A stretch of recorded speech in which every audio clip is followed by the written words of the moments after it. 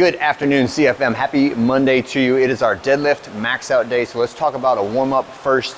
4 minutes of your choice warm up pace cardio. And then I want to get at least 2 rounds through this following sequence: a lateral step to a Cossack squat with a shift. So I'm going to step out, so up and over, like I was stepping over a high hurdle, and then sit down the bottom of the Cossack squat and then shift back. All right, and then I want you to step around the corner, same thing, big wide step up and over, all the way down, shift back to where you started, and then up. Okay, so we're just gonna step 4 steps on each leg. Try to get your hips down at least to parallel, if not below parallel, on those Cossack squats. And if you need to use the rig for support and just do standard Cossack squat, that's fine too.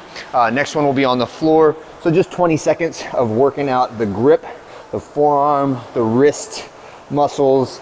All right, so we're prepping all of our gripping and grabbing chain for the heavy deadlifts we're gonna do today.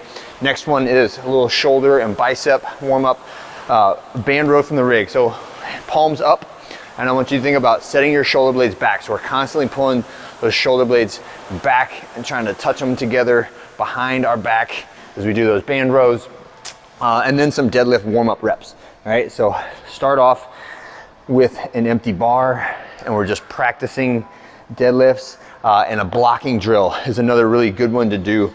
If you are one who struggles with where my knees go versus where my hips go, the one thing we can say about the deadlift is we would like for the bar to move in a perfectly vertical path as we are lifting it. Okay, so if I start off with my setup right here, right, so the bar is touching my shins, my hands are outside my legs, feet underneath my hips, and I just think about pulling that bar straight up the rig, right? That's usually a good path for the bar. Now, there's definitely some cheats that you can do. Like, you'll see people with a really heavy deadlift, like they get it over the top of their knees and then they kind of ratchet it up their legs. That's like a legit powerlifting technique for getting more weight off the ground.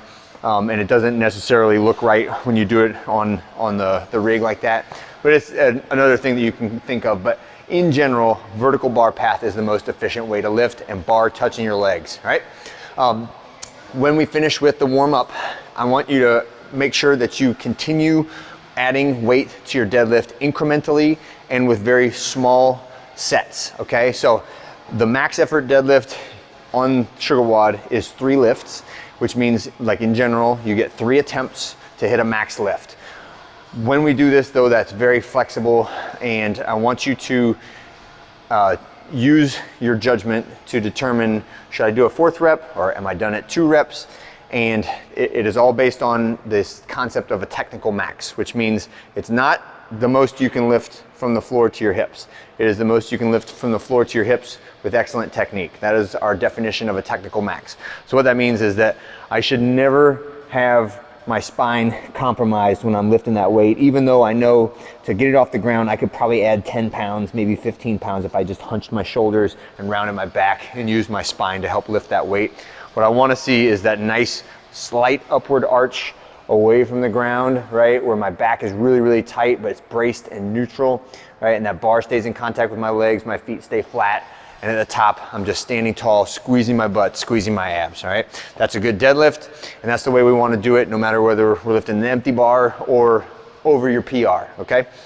When we finish the deadlift, and some of you might take the entire class session just to do the deadlifts, and that is totally fine. The heavier weight you're lifting, the more muscles you're activating, the longer rest you need. And especially for our heavier deadlifters, you need, 3, 5, 7 minutes between single reps to do your best at the deadlifts. And then just recognize that at a certain point, you will have exhausted your energy capacity for the session, right? So if you get to 3 reps, or if you're taking 5 minutes between reps and you're only adding like 5 pounds or 7 pounds or something, and you're getting close to your PR, that's the time when you should ask a coach, like, okay, this rep is below my PR. Should I try to tie my PR or go over my PR?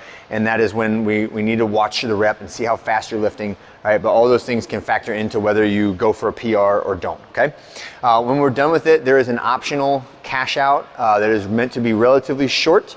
It involves back rack lunges at a significantly lighter weight, some kettlebell swings, Russian kettlebell swings, and a jump rope, right? And it is 3 rounds for time, with the intent being that it's 6 minutes or less on this.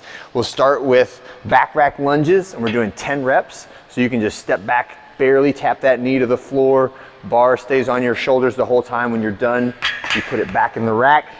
Then we're going to our kettlebell, and this is 20 reps of a Russian kettlebell swing, just from the hips to that eyeball height, and then 40 reps of our double under, right? And if you're not doing double unders, then we'll do 80 reps of a single, but all of those should be done or it should be achievable to get a round done in 2 minutes. And then I want you to speed through, go those next 2 rounds so that you get the whole thing done in 6 minutes or less. That's the goal. If it's 7 minutes, that's fine. Some of you guys will do it in like 4.5, and that's great too. But that's the range that we're looking for. Short duration, high intensity at the end, all right? And then also just keep in mind, the deadlift is a very temperamental exercise, right? So you may wake up thinking that you're gonna PR, and you come in and you're nowhere near it, right? And it's just, you gotta chalk that up to a bad day. Other times, you may not even feel like coming in at all. You may feel like crap. And then you come in, and like, lo and behold, there's a PR, right? And you're glad you showed up. So just take it rep by rep, go incrementally heavier and heavier, and don't hang your emotional hat on any specific outcome, okay? And that'll be it for today. Have a great one. I'll see you guys on Tuesday.